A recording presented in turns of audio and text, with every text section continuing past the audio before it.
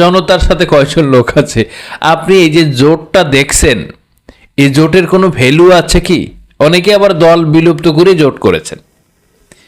কথা হচ্ছে এখানে যে দল বিলুপ্ত করে জোটে এসেছেন, এখন সে দলে কত ভোট আছে, কত নেতা আছে, এটাও তো দেখার বিষয়।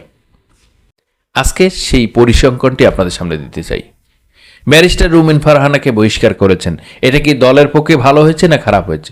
17 বছর আন্দোলন করেছে, সংগ্রাম করেছে, বিচারালয়ে লড়েছেন, আইন নিয়ে দৌড়েছেন, বিভিন্ন অফিস কোর্ট কাছারিতে তারা দৌড়িয়েছেন, এখন তাদেরকে মূল্যায়ন করা হচ্ছে না। তাহলে এই প্রার্থী কি করবে? আর যখনই এই একই দলের দুইজন ব্যক্তি একই আসনে লড়বে, তখন কি ভোট ভাগ হবে না? টোটাল মিলে আমরা দেখতে পাচ্ছি 115টা আসনে 190 জন প্রার্থী বিদ্রোহী হয়েছেন 115 আসনে। তাহলে এখানে আমরা যদি সমীকরণে মিল করি, তাহলে 1/3 ভোট ভাগ হয়ে যাচ্ছে। এখন বিএনপি যদি ভাগ করে ফেলায় তাদের মধ্যস্থতার মধ্যে, তাহলে এখানে কি হবে? ঘটনাটি কোন দিকে যাচ্ছে? অন্যদিকে কারা লাভবান হচ্ছে? জামাত ইসলামী অথবা তাদের জোট? এই তো আজকের যে বিষয়টি, ঢাকা 2 আসনে দেখেন, ঢাকা 2 আসনে সাইফুল আলম নীরব, যিনি বলেছিলেন যে বাংলাদেশে বিএনপি ক্ষমতা আসলে আইন করে মাহফিল নিষিদ্ধ করা হবে। ওয়াজ মাহফিলে শব্দ দূষণ নাম করে, শব্দ দূষণের বায়ার্স করে এইটাকে আইন করে বাংলাদেশে ওয়াজ মাহফিল নিষিদ্ধ করা হবে। সেই সাইফুল আলম নীরবকে বাদ দিয়েছেন, অর্থাৎ ঢাকাতেই তার বাসা, ঢাকাতেই তার বেড়ে ওঠা, ঢাকাতে তার জনবল জনদক্ষ আছে এবং তিনি কাজ করছেন, সেখানে দিয়েছেন কার? সাইফুল হককে।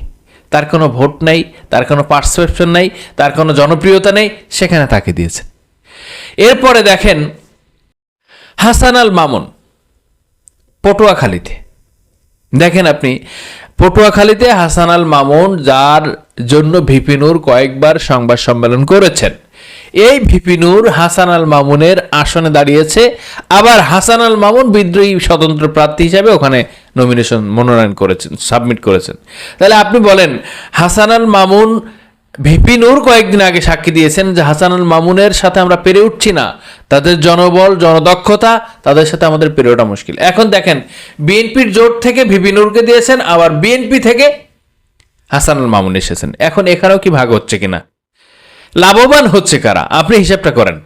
এরপরে দেখেন জোনায়েদ সাকি, জোনায়েদ সাকিকে যেখানে দেওয়া হয়েছে সেখানে 5 জন বিএনপির বিদ্রোহী প্রার্থী। আপনি হিসাব করেন, 5 জন বিএনপির বিদ্রোহী প্রার্থী। এখন একটি আসনে যদি 5-6 জন বিএনপির প্রার্থী থাকে, তাহলে অন্য দল মানুষ তখন কি বলবে? যে এরা তো নিজেরাই ঠিক করতে পারে না, নিজেদের ঘরকে নিজেরা গোছাতে পারে না, তাহলে আমরা কি করব? আমরা ওদেরকে আর চাইবো না, আমরা ভিন্ন কাউকে মতামত দিয়ে আমরা তাদেরকে পাশ করিয়ে দেব। জনগণের পারসেপশন তো এরকমই হয়, এমনই হয়ে থাকে, এটাই হওয়ার কথা নাকি? আপনাদের কাছে এই বিষয়টা নিয়ে আমরা আজকে তুলে ধরার চেষ্টা করেছি যে জামাতের চেন অফ কমেন্ট দেখেন, তারা 17 বছর না, শুরু থেকে জামাত ইসলামের কাজ করছে, জামাত ইসলামের হয়ে প্রথম থেকেই হয়ে আসছে, যেটা এখনো পর্যন্ত 17 বছর ধরে না, শুধু জামাত বাংলাদেশে তৈরি হওয়ার পর থেকে, গঠন হওয়ার পর থেকে তারা কাজ করে আসছে।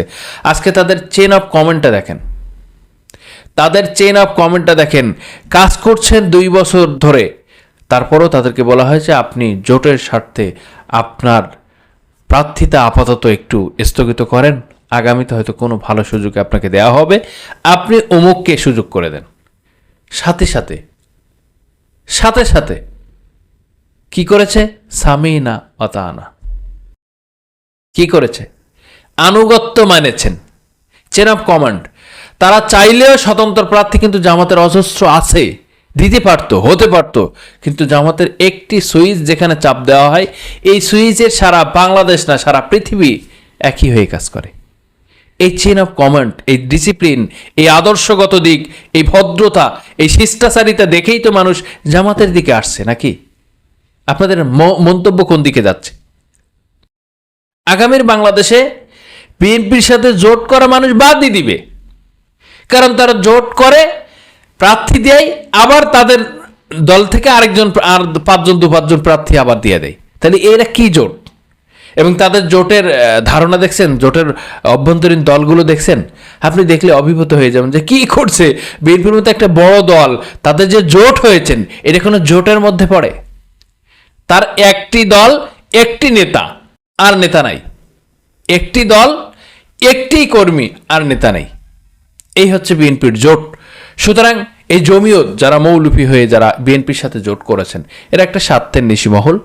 বাংলাদেশের ইসলামের পুরো ধারক বাহক হিসাবে তারা প্রচার করছে, কিন্তু বাংলাদেশের মধ্যে তারাই হচ্ছে স্বার্থন্বেষী। তারা বিগত দিনে স্বরাষ্ট্র মন্ত্রীর সাথে আসাদুজ্জামান খান কামালের সাথে কতটুকু বৈঠক করেছেন বিগত দিনের হিসাব আমি নিতে চাচ্ছি না, বিগত দিনের বিষয়গুলো আমি আপনাদেরকে টানছি না। তবে আপনারা খেয়াল করুন বিগত দিনে তারা কি করেছে, কার সাথে কিভাবে হাত মিলিয়েছে, কোন কারণে তারা হাত মিলিয়েছে, এবং এই শাপলা চক্রে যারা রক্ত দিয়েছে, খুন হয়েছে, শহীদ হয়েছেন, সেই ভাইদের সাথে সরাসরি বেইমানি করা এই জমিয়ত।